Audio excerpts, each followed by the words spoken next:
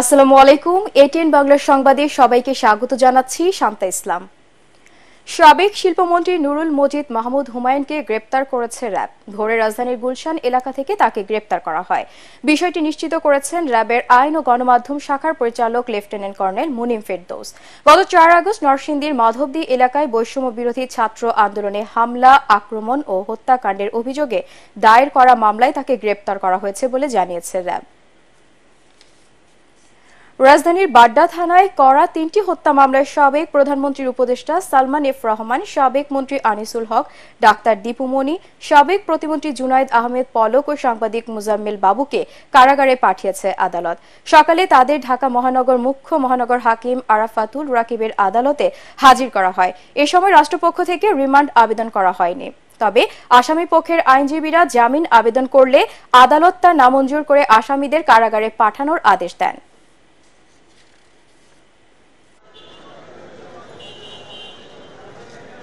এই আসামিদের বিরুদ্ধে এই অপরাধের সঙ্গে জড়িত থাকার বিষয়টি নিশ্চিত হওয়ার কারণে তাদেরকে এই মামলায় গ্রেপ্তার দেখেন এবং আসামি পক্ষে এই দুজনের পক্ষে আসামি পক্ষে তাদের আইনজীবীরা তাদের জামিনের প্রার্থনা করেন এবং তারা জামিন চান। আমরা এই জামিনের বিরোধিতা করি এবং জামিনের বিরোধিতা করি বলি যে আসামিরা অপরাধমূলক ষড়যন্ত্রের সঙ্গে জড়িত। এই বৈষম্য বিরোধী আন্দোলনে রাজপথে পুলিশের গুলি করার এই ষড়যন্ত্র পিছনে তারা জড়িত। সেই জন্য আসামিরা বাইর হলে দেশে বিশৃঙ্খলা সৃষ্টি হবে এবং পেশিবাদে যারা লুকিয়ে আছে তাদের সহযোগী তাদের সঙ্গে হাত মিলিয়ে দেশে অশান্তি সৃষ্টি করবে। তাদের এই পর্যায়ে তাদেরকে জামিন দেওয়া সমীচীন হবে না বিধায় আমরা নিবেদন করি তাদেরকে জেল হাজতে পাঠানো হোক। বিজ্ঞ আদালত উভয় পক্ষের বক্তব্য শোনার পর তাদের জামিন আবেদন নামঞ্জুর করে তাকে জেল হাজতে প্রেরণ করেন। রোহিঙ্গা সংকট সমাধানে জাতিসংঘে 3 প্রস্তাব দিয়েছেন ডক্টর মোহাম্মদ ইউনুস। রোহিঙ্গা সমস্যা সমাধানে সব পক্ষকে এক টেবিলে বসার আহ্বান জানিয়েছেন তিনি। তার আশা এ থেকে একটি সমাধানের পথ বেরিয়ে আসবে। সেই সাথে জাতিসংঘ ও বাংলাদেশ মিলে একটি যৌথ কর্মপরিকল্পনা প্রণয়নের কথাও জানান প্রধান উপদেষ্টা। আন্তর্জাতিক সম্প্রদায়কে রোহিঙ্গা জনগোষ্ঠীর বিরুদ্ধে সংগঠিত গণহত্যা বিচার ও শাস্তি মিয়ানমার থেকে বাস্তুচ্যুত হয়ে বাংলাদেশে আশ্রয় নেওয়া রোহিঙ্গাদের নিয়ে জাতিসংঘ সদর দপ্তরে উচ্চ পর্যায়ের বৈঠকে ডক্টর ইউনুস এসব প্রস্তাব তুলে ধরেন। মঙ্গলবার জাতিসংঘের সাধারণ অধিবেশনের ফাঁকে এই বৈঠক হয় বলেও জানিয়েছেন প্রধান উপদেষ্টার প্রেস সচিব শফিকুল আলম। এ সময় রোহিঙ্গা ইস্যুতে যুক্তরাষ্ট্রের পক্ষ থেকে বাংলাদেশকে 19 কোটি 9 লাখ ডলার সহযোগিতার ঘোষণা দেওয়া হয়। বৈঠকে মিয়ানমার বিষয়ে জাতিসংঘ মহাসচিবের বিশেষ দূত জুলি বিশপ, জাতিসংঘের শরণার্থী বিষয়ক হাই কমিশনার ফিলিপ্পো গ্র্যান্ডি ও পররাষ্ট্র উপদেষ্টা তৌহিদ হোসেন সহ সংশ্লিষ্ট শীর্ষ কর্মকর্তারা উপস্থিত ছিলেন। এর আগে যুক্তরাষ্ট্রের সাবেক প্রেসিডেন্ট বিল ক্লিন্টনের সঙ্গে কুশল বিনিময় করেন অন্তর্বর্তী সরকারের প্রধান উপদেষ্টা অধ্যাপক ডক্টর মোহাম্মদ ইউনুস। স্থানীয় সময় মঙ্গলবার দুপুরে ক্লিন্টন গ্লোবাল ইনিশিয়েটিভ অনুষ্ঠানে কুশল বিনিময় করেন তারা।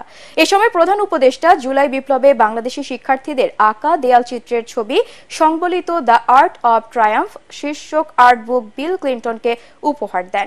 পরে ক্লিন্টন গ্লোবাল ইনিশিয়েটিভ বক্তব্য রাখেন ডক্টর ইউনুস।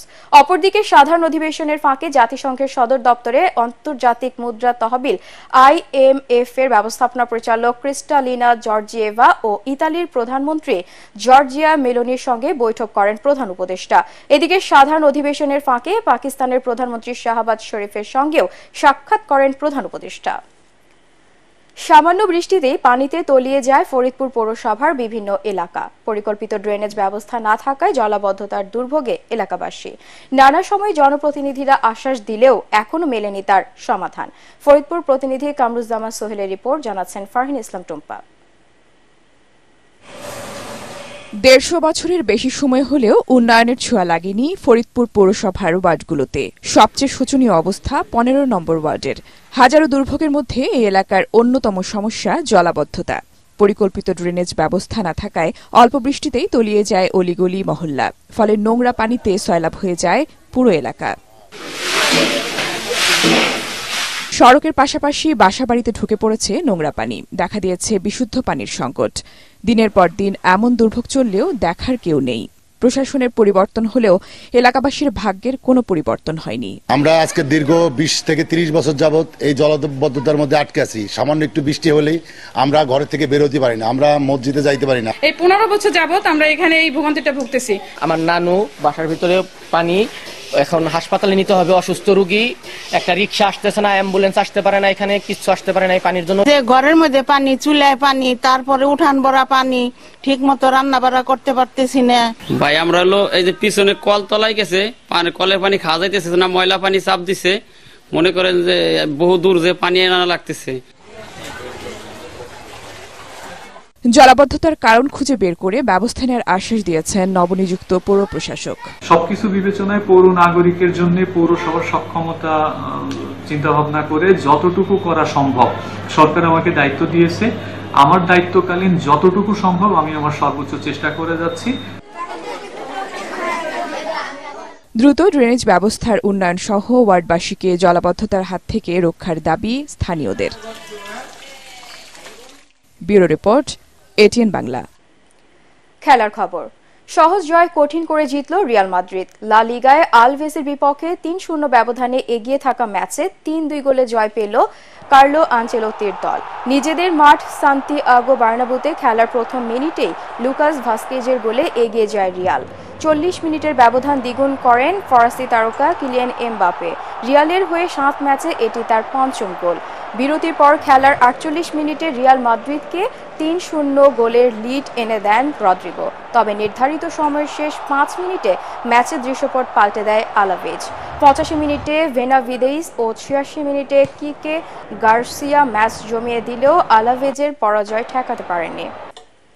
পরবর্তী সংবাদ দেখার আমন্ত্রণ জানিয়ে এখনকার মতো শেষ করছি। এটিএন বাংলা সংবাদ ইউটিউবে দেখতে ব্রাউজ করুন youtube/ATN Bangla News। ধন্যবাদ।